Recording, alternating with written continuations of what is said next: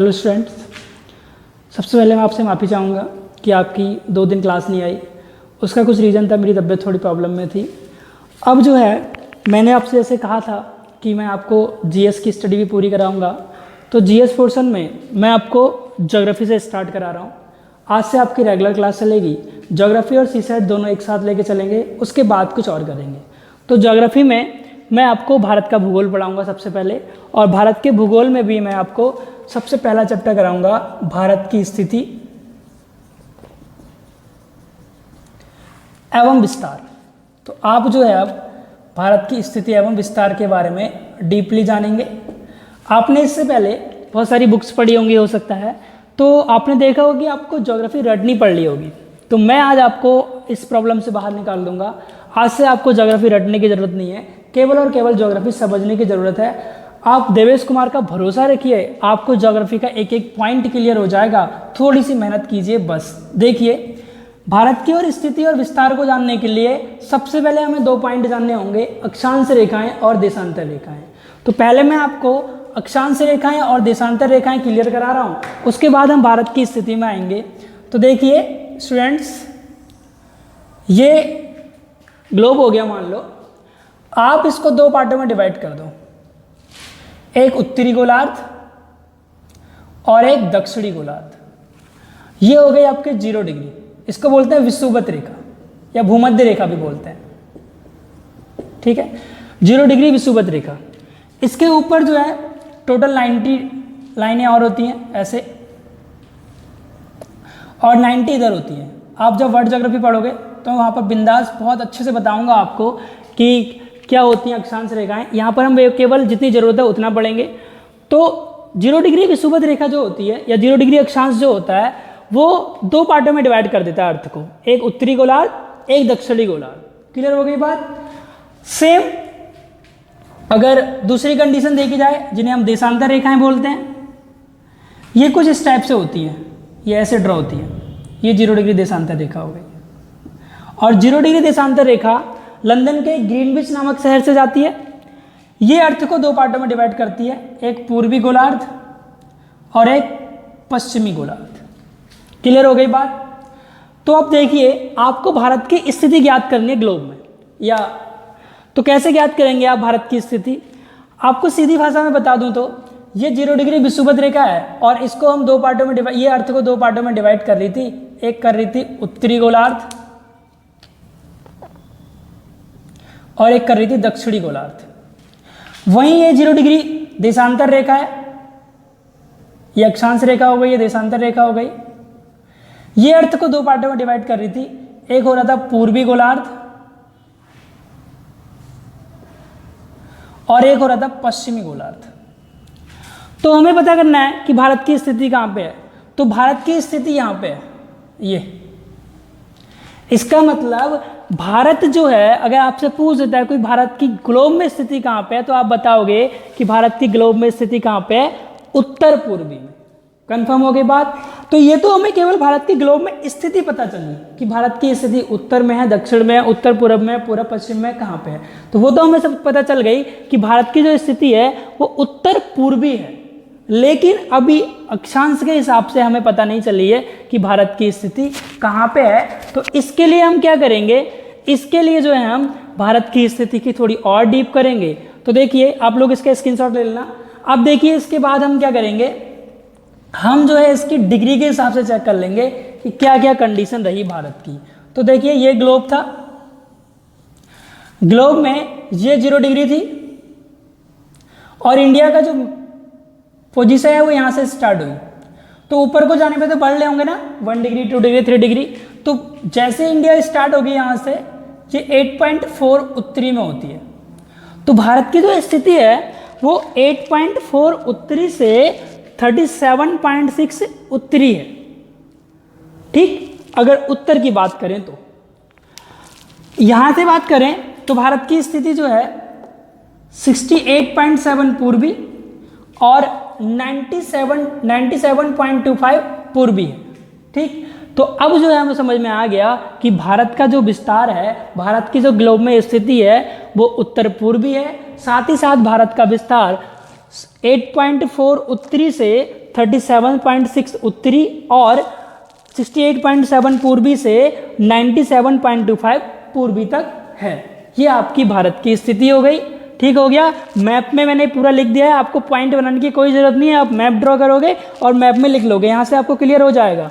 ठीक है कि भारत की जो स्थिति है 8.4 उत्तरी से 37.6 उत्तरी और 68.7 पूर्वी से 97.25 पूर्वी तक है। ये आपकी भारत की स्थिति हो गई। अब थोड़ा सा आते हैं भारत के क्षेत्रफल के बारे में। तो देखिए भारत का जो क्षेत्रफल है वो है 32,87,263 वर्ग किलोमीटर। ठीक है, भारत का जो क्षेत्रफल है वो कितना है? 32,87,263 वर्ग किलोमीटर। अब भारत का क्षेत्रफल तो हमें पता चल गया कि है कितना, लेकिन भारत का क्षेत्रफल जो है आप ये देखिए कि विश्व में कौन सा स्थान रखता है। तो भारत का जो क्षेत्रफल है वो विश्व में 7वां स्थान रखता है। इसके लिए देखिए स्टूडेंट्स, हमने एक ट्रिक बना रखी है और वो ट्रिक क्या है? रुक चीन अब आ भारत। रुक चीन अब आ भारत में हमने पूरी की पूरी देखिए कंडीशन बता दी कि रुक मतलब रू मतलब रूस, का मतलब कनाडा, चीन, अमेरिका, ब्राज़ील, ऑस्ट्रेलिया और भारत।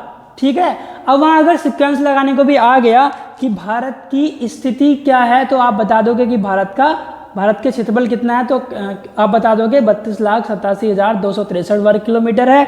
अगर आपसे पूछ दिया कि भारत का क्षेत्रफल में कौन सा स्थान है तो आप बताओगे 7वां स्थान है। आपसे पूछा कि अरेंज करके बता दो, क्योंकि यूपीएससी डायरेक्टली क्वेश्चन नहीं पूछता है, अरेंज करके ही पूछ सकता है। तो इसकी सबसे बढ़िया ट्रिक मैंने आपको लिख के दिखा दी है, रुक चीन अब आ भारत। रूस, कनाडा, चीन, अमेरिका, ब्राज़ील, ऑस्ट्रेलिया और भारत। इसके बाद देखिए आपसे पूछेगा कि भारत का क्षेत्रफल विश्व में कितना % भाग है, तो विश्व का केवल और केवल 2.4% भाग जो है भारत जो है घेरता है। ठीक है, अगर जनसंख्या की दृष्टि से देखा जाए तो जनसंख्या की दृष्टि से भारत का विश्व में दूसरा स्थान है, पहला स्थान किसका है? चीन का है। कंफर्म हो गई बात।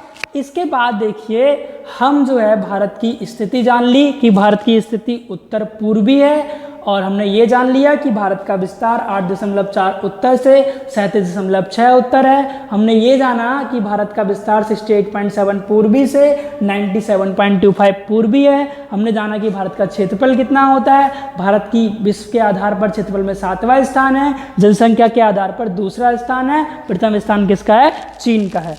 अब हम ये जानेंगे कि आखिर कैसे जो है भारत का जो IST है, इंडियन स्टैंडर्ड टाइमलाइन है, भारत की समय रेखा है, भारत की समय रेखा वो कहाँ से पास आउट होती है, इन सब के बारे में जानेंगे। तो देखिए इन सब के बारे में हम कैसे निकालेंगे, मैं इसको रफ कर रहा हूँ, आप लोग इसका स्क्रीनशॉट ले लीजिए। ले लिया है? क्लियर हो गई बात। अब जो है मैं आपको टाइमिंग कैसे हमारी भारत की होती है उसको कराते हैं।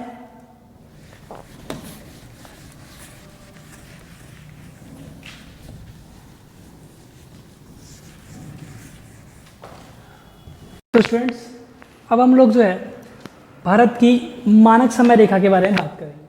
ठीक है, देखिए जो समय रेखा होती है वो देशांतर पे डिपेंड करती है। ये देशांतर है ना, इस पे डिपेंड करती है। मैंने आपको पहले ही बताया था, ऐसी लाइन होती है तो देशांतर होती है, जबकि ऐसे होती है इस टाइप से तो अक्षांश रेखा होती है। तो जो हमारी मानक समय रेखा है वो देशांतर रेखाओं पे डिपेंड होती है। अब एक बात सोचिए स्टूडेंट्स, यहाँ पर 68.7 है, बढ़ते जा रहा है, 69 आएगा, 70 आएगा, 72 आएगा, 80 आएगा, 85 आएगा, बढ़ते जाएगा। तो ऐसा क्या होगा कि आप हर जगह अलग अलग टाइम लेके चलोगे? नहीं ना। तो ये हमारे लिए एक बहुत बड़ी समस्या आ गई थी। इस समस्या का सॉल्यूशन निकालने के लिए हमने जो है क्या किया, अपनी एक मानक समय रेखा बना ली, जिसे भारतीय मानक समय रेखा कहा गया, IST, इंडियन स्टैंडर्ड टाइम। ठीक है, टाइमलाइन। तो अब हम जो है मानक समय रेखा के लिए कैसे बनाई और कहाँ से पास आउट हुई जरा देखते हैं। हमने क्या किया, इनका एवरेज लेना चाहा। ये 68 ले लिया यहाँ से लगभग, और वहाँ से ले लिया 97, और इन दोनों का हाफ ले लिया।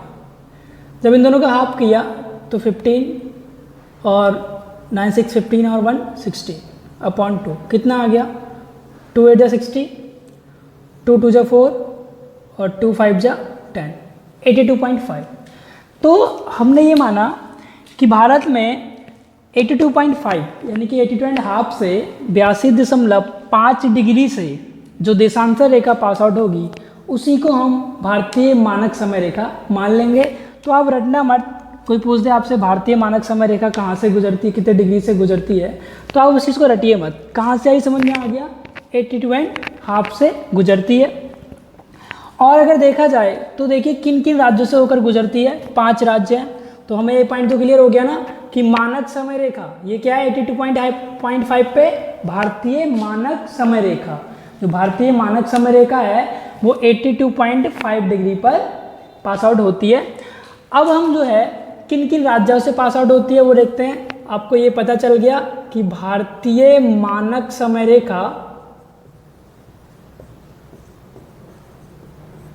82.5 डिग्री से गुजरती है। ठीक है, यहां कहीं से ऐसे आएगी। ठीक, जब ये आएगी इस टाइप से ऐसे, तो देखिए ये जो है हमारे 5 राज्यों से गुजरती है। सबसे पहले ये आती है यूपी, यूपी के बाद ये आती है एमपी, एमपी के बाद ये आती है छत्तीसगढ़, छत्तीसगढ़ के बाद ये आती है उड़ीसा,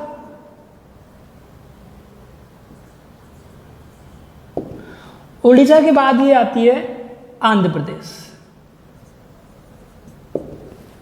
ठीक है, तो भारतीय मानक समय रेखा 82.5 डिग्री से पास आउट होती है और ये 5 राज्यों से होकर गुजरती है, उत्तर प्रदेश, मध्य प्रदेश, छत्तीसगढ़, उड़ीसा और आंध्र प्रदेश। ठीक है, और आपको पता होना चाहिए कि 23.5 डिग्री पर 23.5 पर इस टाइप से यहाँ से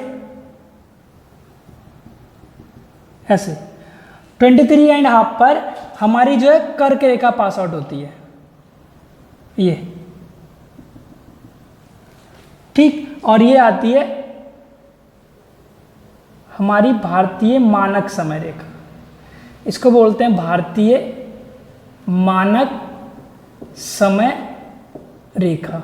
ये कहाँ से पास होती है, तो 82.5 डिग्री से। ये आपसे पूछा जाएगा कि भारतीय मानक समय रेखा कितने से पास आउट होती है, तो भारतीय मानक समय रेखा 82.5 डिग्री से पास आउट होती है। वहीं कर्क रेखा जो होती है वो होती है 23.5 डिग्री से पास आउट। ठीक है, अब क्वेश्चन ये बन गया कि ये कट कहाँ पे करती हैं दोनों एक दूसरे को।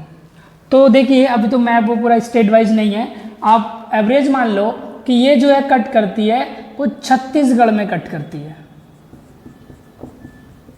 ठीक है, भारतीय मानक समय रेखा और कर्क रेखा जो है एक दूसरे को छत्तीसगढ़ में कट करती है और छत्तीसगढ़ में एक जिला पड़ता है सूरजपुर जिला, वहाँ पर जो है ये कट करेगी। क्लियर हो गई बात, मानक समय रेखा का फंडा समझ में आ गया कि कहाँ से गुजरती है, किन किन राज्यों से गुजरती है, सब कुछ।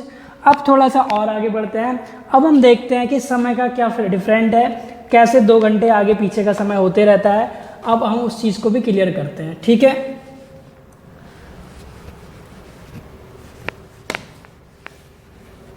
देखिए आगे को थोड़ा सा हुआ क्या स्टूडेंट्स, सूरज का उगना आपको पता है, सूर्योदय कहाँ से होता है, पूरब की साइड से होता है। पूरब की साइड मतलब इस साइड से होगा सूर्योदय। तो सिंपल सी बात है यार, उजाला पहले कहाँ होगा, अरुणाचल प्रदेश में, बाद में कहाँ होगा, गुजरात में, लेकिन टाइम एक जैसा रहता है। तो इसको सॉल्यूशन को देखने के लिए हमने समझना है कि अगर अरुणाचल प्रदेश में सूर्योदय 5 बजे हो रहा है तो गुजरात में सूर्योदय कितने बजे होगा, इस चीज़ को हम समझते हैं। ठीक, अब देखिए होता क्या है, पृथ्वी जब घूमती है तो 36 डिग्री, एक चक्कर पूरा करने में 36 डिग्री घूम जाती है। 36 डिग्री घूमने में उसे लगते हैं 24 घंटे। ठीक, यानी कि 36 डिग्री में उसे लगेंगे 24 गुणा 60 मिनट। ठीक, तो 360 डिग्री हो जाएगा 24 कट कर लें इसको, 1 डिग्री की वैल्यू निकाल लो, 24 इंटू 60 अपॉन 360 कट करो, 0 से 0 कैंसिल, 6 से 6 कैंसिल, तो 1 डिग्री इक्वल टू कितना आ गया 4 मिनट। यानी कि जो 1 डिग्री देशांतर है वो 4 मिनट के इक्वल है। अब देखिए भारत का जो विस्तार है ना देशांतर में, वो लगभग 30 डिग्री बैठ रहा है। तो अगर 1 डिग्री का मतलब 4 मिनट है तो 30 डिग्री का मतलब कितना हो जाएगा, 30 इंटू 4 यानी कि 120 मिनट। 120 मिनट मतलब कि 2 घंटे। यानी कि अगर जो है अरुणाचल प्रदेश में, अगर अरुणाचल प्रदेश में सूर्योदय 5 बजे होगा तो फिक्स है कि गुजरात में सूर्योदय 7 बजे होगा, क्योंकि अरुणाचल प्रदेश का जो टाइम है वो 2 घंटे आगे चलता है। कंफर्म होगी बात, समझ में आ गया कैसे होता है। इसके बाद देखिए, ये तो भारतीय मानक समय रेखा की बात हो गई। अब हमें पता चल गया कि गुजरात और अरुणाचल प्रदेश का जो टाइम का डिफरेंस है वो कितना है, 2 घंटे है। अरुणाचल प्रदेश का जो टाइम है वो 2 घंटे आगे चलता है। अगर अरुणाचल प्रदेश में सूर्योदय 5 बजे होगा तो गुजरात में जो सूर्योदय है वो 7 बजे होगा। ठीक है, अब देखिए थोड़ा सा और आगे बढ़ते हैं। आप लोग ना इन चीज़ों को नोट भी करते रहना मेरे साथ, ठीक है। और जो मैं बोल रहा हूँ ना लगभग वो सारे पॉइंट एग्जाम में आए हुए हैं, इसलिए अच्छे से नोट करते रहना। अब देखिए थोड़ा सा और आगे बढ़ें। अब हम देखते हैं, ये तो भारतीय मानक समय रेखा हो गई। अब हम आते हैं जीएमटी पे। ठीक है, जीएमटी देखिए कहाँ से गुजरती है। जीएमटी मतलब अंतर्राष्ट्रीय मानक समय रेखा। अंतर्राष्ट्रीय मानक समय रेखा ये जो है 0 डिग्री से गुजरती है। ठीक, ये गुजरती है लंदन के ग्रीनविच नामक शहर से।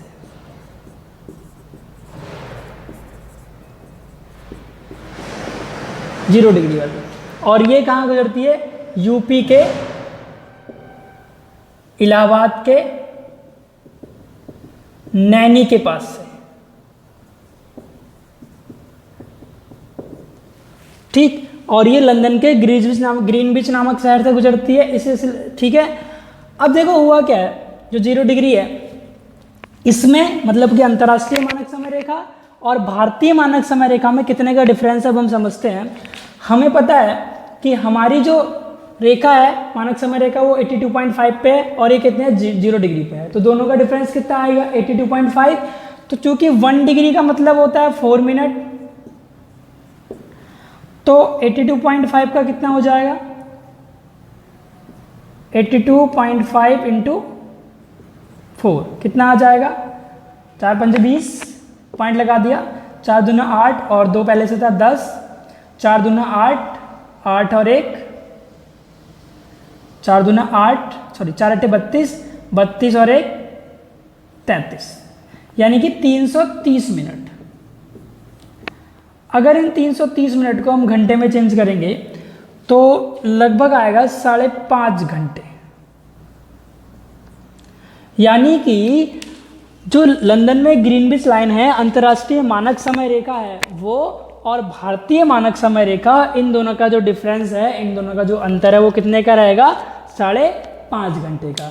यानी कि भारतीय मानक समय रेखा या भारत का जो समय है वो अंतर्राष्ट्रीय समय लंदन के ग्रीनविच समय से 5.5 घंटे आगे चलता है। क्लियर हो गई बात। इसका मतलब ये हो गया कि अगर लंदन की ग्रीनविच लाइन पे रात के 12 बज रहे होंगे तो हमारे यहाँ सुबह के 5:30 बज रहे होंगे। कंफर्म हो गई बात। तो ये जो है हमारी समय रेखा के आधार पर आप कैसे निकालोगे, ये वाला टॉपिक जो है हमारा क्लियर हो चुका है। ठीक है, बिल्कुल एकदम स्क्रीनशॉट ले लेना अच्छे से, और जो पहले लिखा था वो भी नोट कर लेना।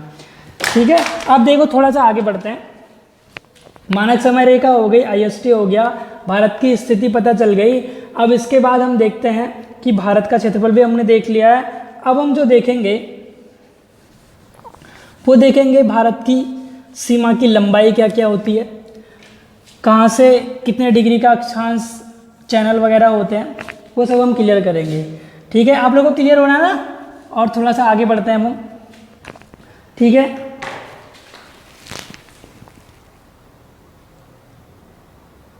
हमने जो है इसकी सीमाओं के बारे में पढ़ना है। तो सबसे पहले ना इसकी लंबाई वगैरह पढ़ लेते हैं, ठीक।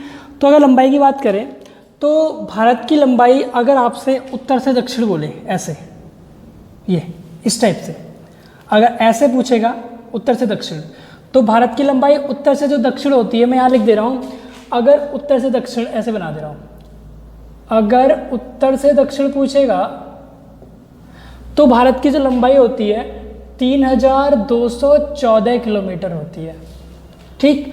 वहीं अगर पूर्व से पश्चिम पूछेगा, ऐसे बना दे रहा हूँ, पूर्व से पश्चिम पूछेगा तो 2933 किलोमीटर जो है इसकी लंबाई होती है। मैं बाद में आपको एक फाइनल मैप बना के दूंगा जिसमें सारी चीज़ें मिल जाएंगी आपको, लेकिन फिर भी आप नोट्स बनाते चलिए। तो देखिए उत्तर से दक्षिण लंबाई भारत की हो गई 3214 किलोमीटर और पूर्व से पश्चिम हो गई 2933 किलोमीटर। अब थोड़ी और बात करते हैं। देखो ये वाला भाग होता है प्रायद्वीपीय भारत, इसको कहते हैं, लगभग 22 से 22.5 डिग्री पर ये स्टार्ट होता है।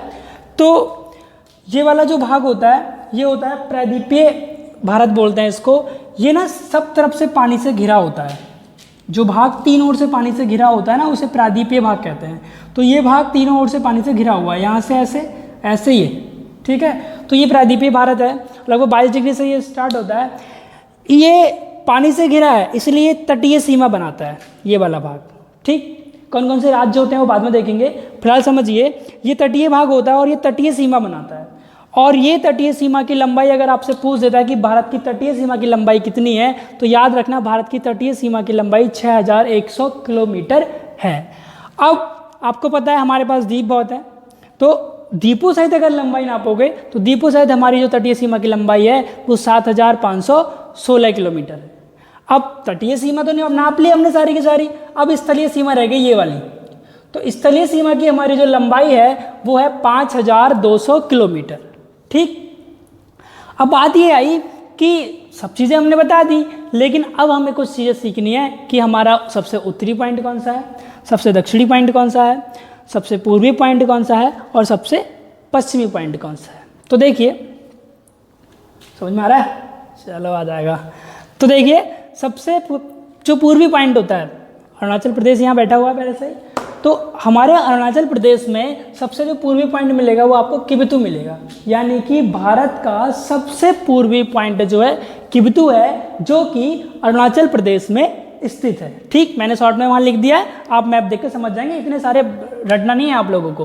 फिर देखिए भारत का सबसे पश्चिमी पॉइंट, तो भारत का सबसे पश्चिमी पॉइंट सिंपल सी बात है गुजरात में होगा, और गुजरात में भी किस जगह है, तो भारत का सबसे पश्चिमी पॉइंट जो है गौर माता में है, इसे गुहार मोती भी कहते हैं। तो भारत का सबसे पश्चिमी पॉइंट अगर पूछेगा कहाँ स्थित है तो गुजरात में, नाम क्या है, गुहार मोती या गौर माता। क्लियर हो गया, पूरा पश्चिम क्लियर हो गया। अब उत्तर दक्षिण करते हैं।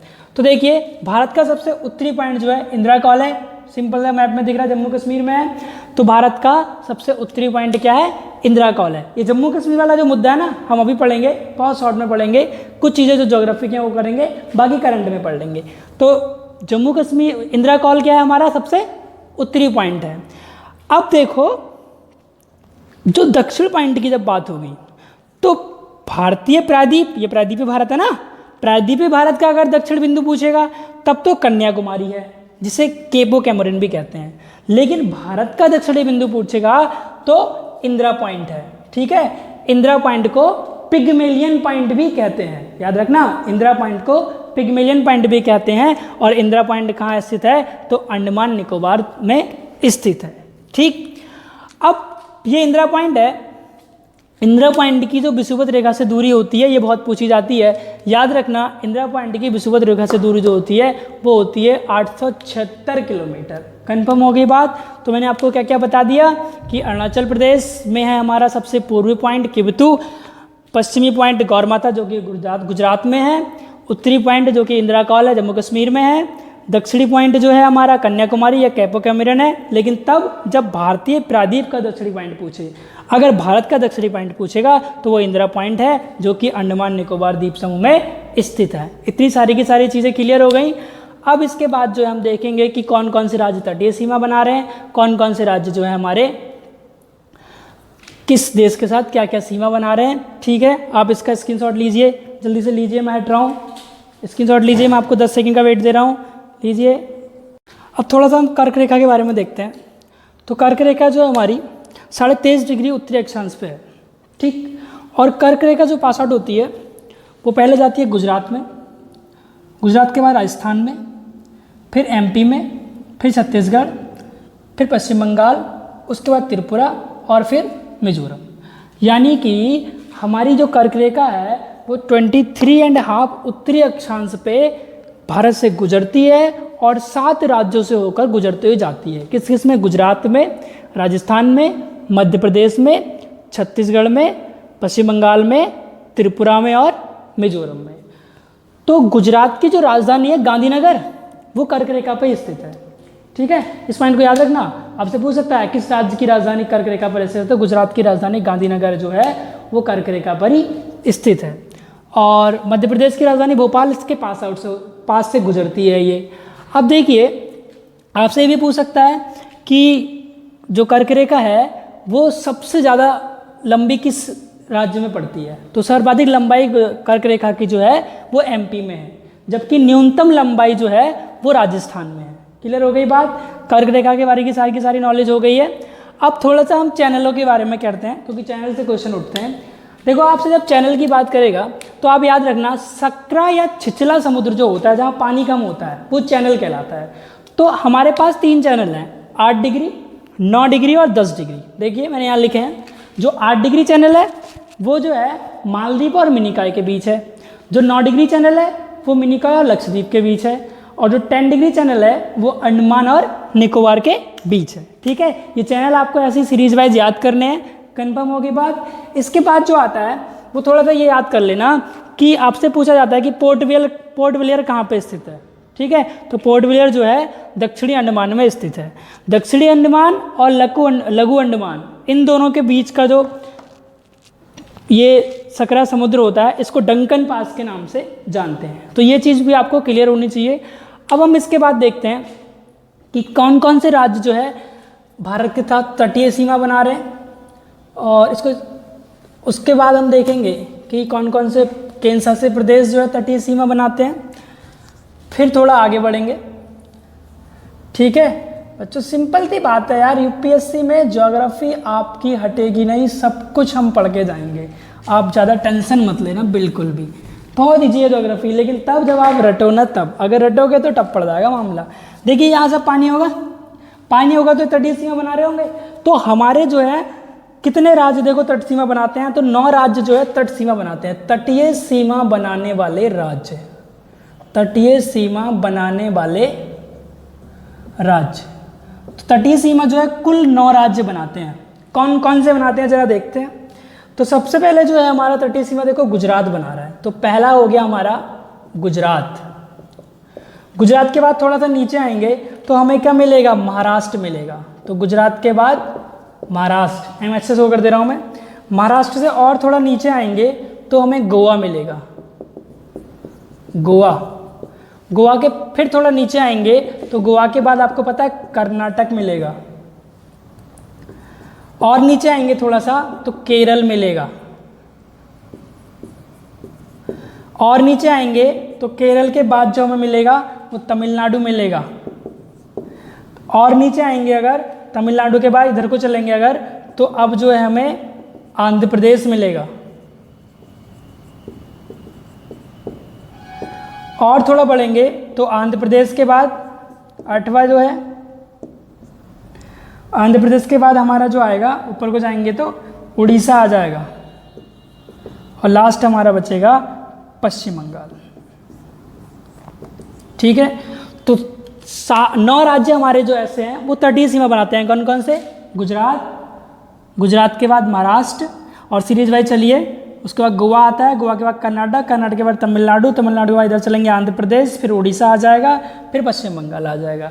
तो तटीय सीमा बनाने वाले राज्य क्लियर है। फटाफट इसका स्क्रीनशॉट ले लीजिए। ले लिया है। अब जो है हम स्क्रीनशॉट ले लिया। अब देखिए ये तटीय सीमा बनाने वाले राज्य हैं। अगर केंद्र शासित प्रदेश की बात करें तो तटीय सीमा बनाने वाले केंद्र शासित प्रदेश भी हम देख ही लेते हैं। बनाने वाले केंद्र शासित प्रदेश,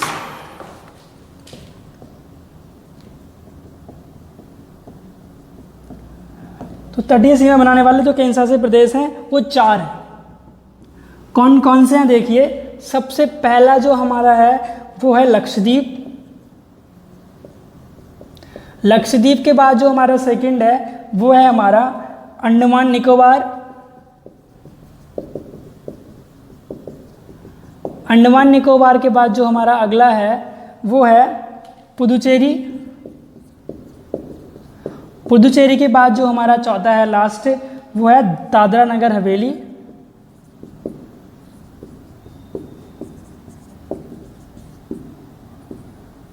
एवं दमन द्वीप। तो ये 4 केंद्र शासित प्रदेश हैं जो तटीय सीमा भी बनाते हैं। कंफर्म हो गई बात। और थोड़ा सा आगे आते हैं तो सीमा बन गई। अब हम ये देखते हैं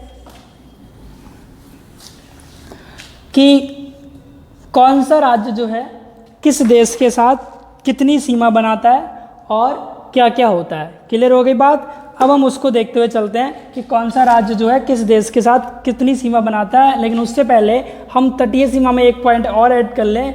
आपसे पूछा जाएगा कि सबसे लंबी तटरेखा किसकी है।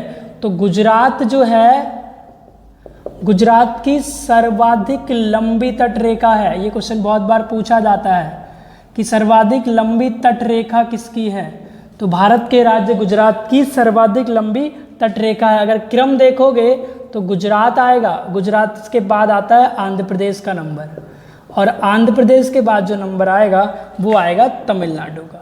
कंफर्म हो गई बात। अब अगर पूछेगा कि सबसे छोटी तटरेखा किसकी है, तो जो गोवा है, गोवा जो है सबसे छोटी तटरेखा वाला राज्य है। ठीक है, सबसे छोटी तटरेखा वाला राज्य आपसे पूछेगा तो कौन सा हो जाएगा, वो हो जाएगा गोवा। क्लियर हो गई ये बात। अब इसके बाद जो है हम ये देखते हैं कि तटीय तो समझ में आ गया। अब ये देखेंगे कि स्थलीय सीमा कौन से देश बनाते हैं, कौन कौन से राज्य बनाते हैं, सॉरी। तो इसके स्क्रीनशॉट ले लीजिए, जल्दी से ले लिया। ठीक, अब हम देखते हैं कि कौन से राज्य जो है स्थलीय सीमा बना रहे हैं। तो देखिए जो स्थलीय सीमा बनाने वाले राज्य हैं, तो सिंपल सी बात है, ये देख लेते हैं पहले कि किस किस देश से बन रही है, उसके बाद वो देश किन राज्यों से बना रहे हैं, अपने आप क्लियर हो जाएगा। तो भारत की जो स्थलीय सीमा है ना, भारत की स्थलीय सीमा ये जो है 7 देशों से लगी है। अब कौन कौन से देश हैं, तो देखिए एक तो है नेपाल,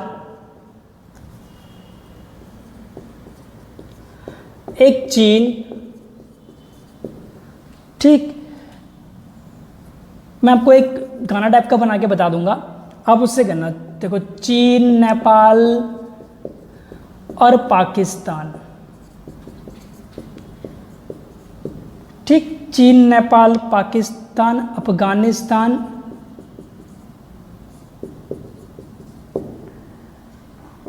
बांग्लादेश,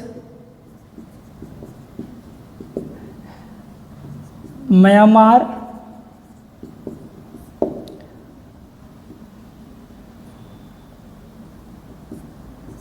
और भूटान। अब देखो इसको आपको याद करने की जरूरत नहीं है, एक गाना बना लो ना, चीन, नेपाल और पाकिस्तान, चीन, नेपाल और पाकिस्तान, अफगानिस्तान, चीन, नेपाल और पाकिस्तान, अफगानिस्तान, बांग्ला, म्यांमार, भूटान, पड़ोसी देशों का पूरा ज्ञान। क्लियर हो गया। एक स्टेप का गाना बना लो, चीन, नेपाल और पाकिस्तान, चीन, नेपाल और पाकिस्तान, अफगानिस्तान, बांग्लादेश, म्यांमार, भूटान, पड़ोसी देशों का पूरा ज्ञान। तो जो है 7 देश जो है इस टाइप की सीमा बनाते हैं। तो ये चीज़ क्लियर हो गई। अब हम ये देखेंगे कि कौन सा देश जो है किस राज्य के साथ सीमा बना रहा है और उसकी सीमा रेखा का नाम क्या है। जैसे कि ना आपसे पूछा जाता है, आपसे पूछा जाएगा कि चीन जो है भारत के साथ जो सीमा रेखा बनाता है उसका नाम क्या है। तो चीन जो भारत के साथ सीमा रेखा बनाता है उसका नाम मैकमोहन लाइन रेखा है। मैं उन सबको कर रहा हूँ, पहले आप इनको स्क्रीनशॉट लीजिए, ले लिया। ठीक है, अब सीमाओं के बारे में देखते हैं। तो देखो अगर सीमाओं की बात करें तो पहले आती है मैकमोहन रेखा। अगर मैकमोहन रेखा की बात करें तो चीन और भारत के बीच में जो बनती है, उसको हम कहते हैं मैकमोहन रेखा। ठीक, उसके बाद पूछा जाता है रेड क्लिफ लाइन।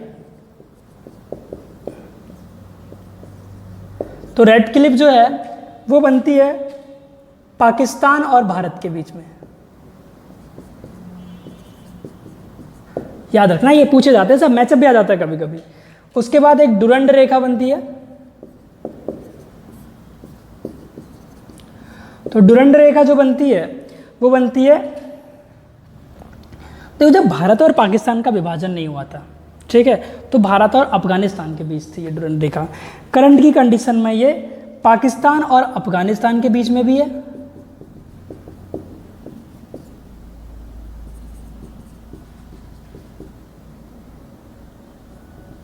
और कुछ पार्ट जो है इसी का अफगानिस्तान और भारत के बीच में भी है।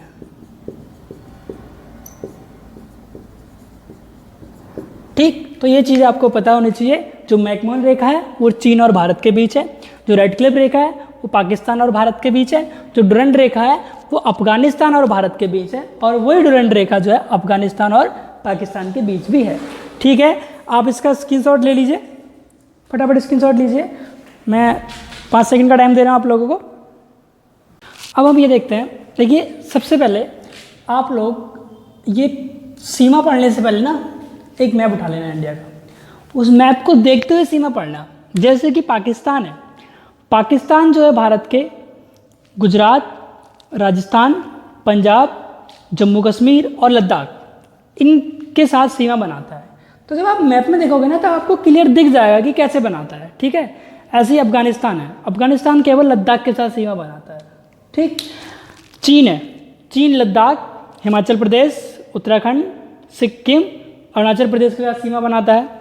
नेपाल जो है उत्तराखंड, यूपी, बिहार, सिक्किम, पश्चिम बंगाल के साथ सीमा बनाता है। भूटान ये जो है सिक्किम के साथ, पश्चिम बंगाल, असम, अरुणाचल प्रदेश के साथ सीमा बनाता है। ऐसे बांग्लादेश जो है वो पश्चिम बंगाल, असम, मेघालय, त्रिपुरा और मिजोरम के साथ सीमा बनाता है। ऐसे म्यांमार जो है वो अरुणाचल प्रदेश, नागालैंड, मणिपुर और मिजोरम के साथ सीमा बनाता है। तो ये चीज़ें मैंने आपको लिखा दी हैं, हालांकि मुझे लिखानी नहीं चाहिए थी, क्योंकि ये चीज़ें तो आप मैप को देख के खुद भी कर सकते हो। ठीक है, आप एटलस उठाना और एटलस में जो है इसको देख लेना। अब देखो इसमें एक ध्यान देने वाली बात यह है, भारत के जो कुछ राज्य हैं जैसे कि सिक्किम, सिक्किम पूछा जाएगा एग्जाम में कि सिक्किम किन किन देशों के साथ सीमा बनाता है। तो देखो सिक्किम जो है 3 देशों के साथ सीमा बना रहा है, 3 देशों से घिरा हुआ है बिल्कुल, नेपाल के साथ, चीन के साथ और भूटान के साथ। ये 3 देशों से घिरा हुआ है सिक्किम। सेम ऐसे ही अगर पश्चिम बंगाल की बात करें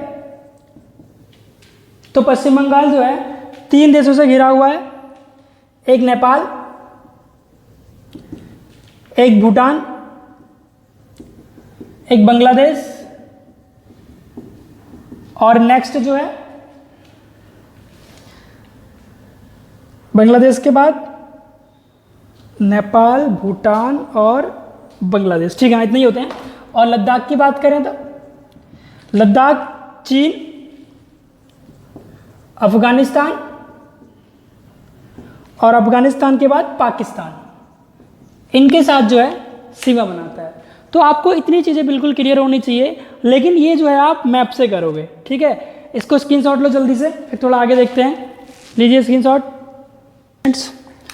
नेक्स्ट देखिए, देखो भारत में ना पहले तो 29 राज्य थे, लेकिन अब जो है चेंज हो गया है। अब भारत में वर्तमान में कुल 28 राज्य हैं और 8 केंद्र शासित प्रदेश हैं।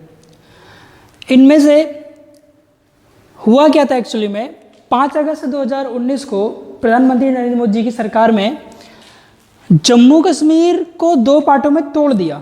जो जम्मू कश्मीर में पहले विशेष धारा 370 लगी हुई थी उसको हटाया, और जम्मू कश्मीर के विशेष राज्य को दर्जे को छोड़कर जम्मू कश्मीर को 2 भागों में डिवाइड कर दिया और उनका नाम रख दिया जम्मू कश्मीर तथा लद्दाख। ठीक है, और इन्हें केंद्र शासित प्रदेश की संज्ञा दे दी।